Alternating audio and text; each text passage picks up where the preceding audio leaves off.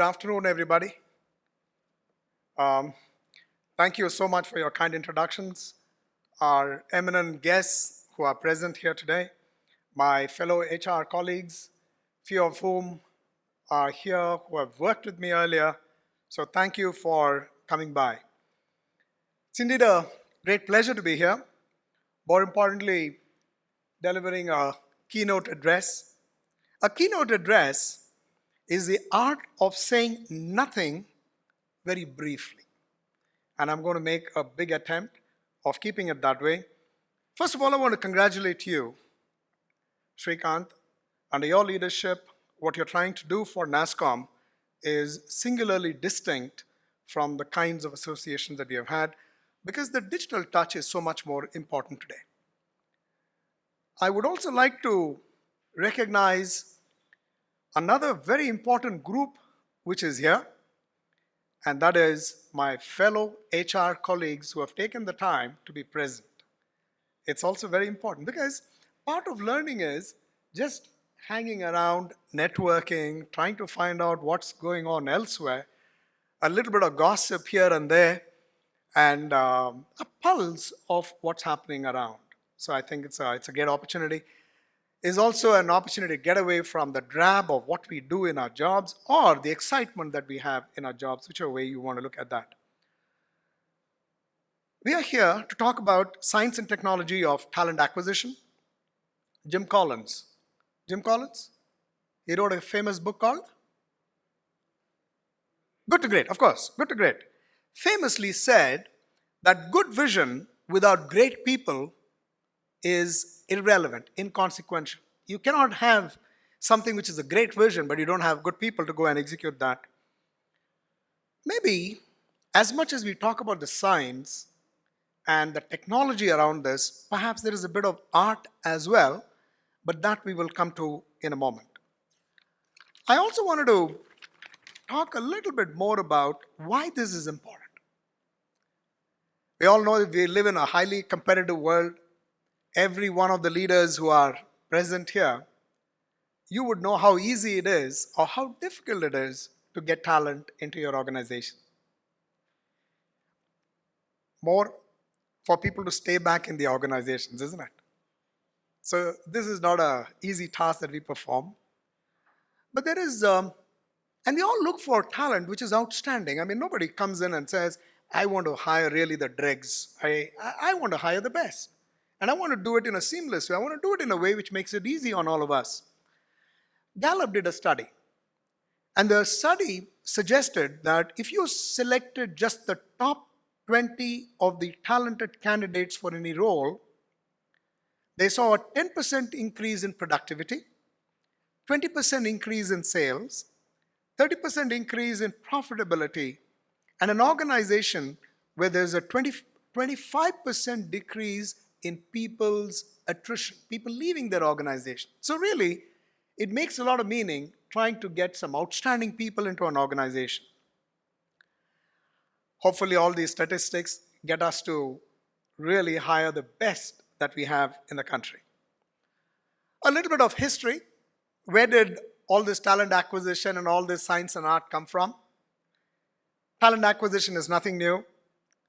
In the days of ancient Rome, historians can identify examples of job recruiting and even competitive branding. Let me give you an example. In 55 BC, when Rome was at war and soldiers were scarce, Julius Caesar revolutionized the whole system by eliminating this prior class qualifications, and he introduced something which is now known as the referral program. The referral program was actually by Julius Caesar. What he also made everybody do was he made them tattoo the name of the army that they stood for. So that was like a great branding in those days. Pay was good. People all flocked to become soldiers, something that was never seen in those times. People were very scared of just going to become a soldier. The other part of the world is China. China In the 7th century, they started getting around people and talking about a system of examination. So you had to go through a couple of exams before you finally got through. And statistically, it is believed that that particular system was a little more harder than getting into Harvard. So these were the two people of history. Coming back closer, modern history research by Burson at Deloitte revealed that for the past 70 years, there have been 3 distinct periods of talent acquisition practices. Number one, the 40s to 70s, where there's a lot of typewriters and Rolodexes. Organized recruitment for business started around World War II, as I talked about getting soldiers on board. And then, of course, how do you make sure that those people get those offers? So pretty much it was about how you type that out, make sure that people receive those offers, and then using a telephone, which came in much later, and the recruiters had to submit a copy of the resumes to the recruiter. And today you look at all those kinds of systems and say, my God, I mean, did we really go through all that stuff? Then you had the 80s to the 90s, the rise of technology, where in the early 80s, organizations shifted to outsourcing this whole stuff and started to give it to people who can do that job much better. And that's how you had firms start to sprout.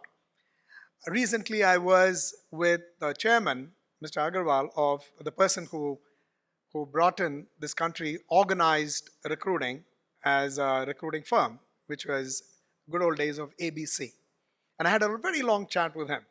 So I asked him, I said, how did you even get into this business? So he said, I saw an opportunity, but more importantly, I saw the struggle because I was on the other side. I was trying to recruit. I was finding it very hard. And the processes that he had in organizations did not allow for a lot of these things coming together. So I said, let me set up my own company, and that's how that happened.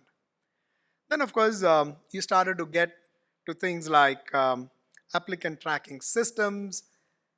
Applicant tracking system in my good old days, and I'm an ancient, I can tell you this, I had to prepare very long notes and give it to my secretary, and then she would type it out with all those columns. And then I had to submit to my boss, which anyway could take anywhere between 2 to 4 hours, because it's a lot of information that you're trying to bring together. I must also share with you, my first hiring was that of a worker. Now, how do you, and when you say you want a worker for a multinational organization, and this was in deep Bihar, you have a lot of people applying for that. And how will you sift? How will you know one person is more competent than the other? You can put them through all the various tests, but that was an experience I'll never forget, because at the end of the whole exercise, I wasn't even sure that we got the right person, whether we missed out anybody in the bargain, because there are a lot of pressures, and of course these politicians would come by and say, you got to hire so and so.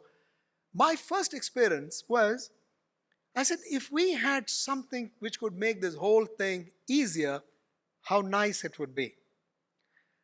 The nice thing about living a little longer on the planet is when you see a lot of these changes happen in front of you. And so I'm very gifted. The current state of talent acquisition, Burson by Deloitte again, what they're doing is they're taking a more holistic view about what is happening to recruitment. The position of the recruiter, the recruiting agencies, they still exist. Firms have formed teams of internal recruiters, which is all people that work with us. So all these referral schemes are never-ending relationships that you start. But more importantly, you know this, we started to look at how this whole thing can be a very wholesome experience. So you're talking really about a talent experience that can bring in more people to an organization. Recently, I met somebody, and this person was a person who had not got a job at Deloitte, but he came by and then he thanked me profusely and he says, I like that entire process. And I was thinking, is he poking fun at me, or is he really meaning it? But he seemed to be very sincere. So I got back to the recruiter. I said, hey, you know what? You guys are doing a good job, man. I mean, even if there's a person who's rejected, it's not too bad. CRM as a strategy has always existed, but we have started to bring that into what's happening in recruitment. When you're looking at consumers, you also know the power of the social media. That's a big change. One word out there, your Glassdoor is the first place that everybody goes to check out an organization, right? So how do you figure on Glassdoor? Where do you figure? I mean, how will you go and apply? How often do you see recruitment ads in the newspapers? In my good old days, I had to fight a huge battle with my bosses to secure budgets to make sure that I can put out an ad. No longer. We don't do that. Because all I have to now say is IIM Jobs better? Or is it Naukri? Is it Monster? Or should I go to LinkedIn? And you know the whole stuff of where should we be present? And how should we position ourselves? In an effort to find good candidates, companies have begun to take greater advantage of our good old referral programs. By the way, sitting out here, there are many leaders who, in your own ways, have influenced the way referral programs have happened in organizations. It's not the same old stuff. Suppose you find that suddenly you have a whole host of requirements in one particular skill which is niche. Then you might want to throw in something which is like a teaser and say, okay, all people will, beyond getting the referral, there will be a lottery and you could get an iPhone.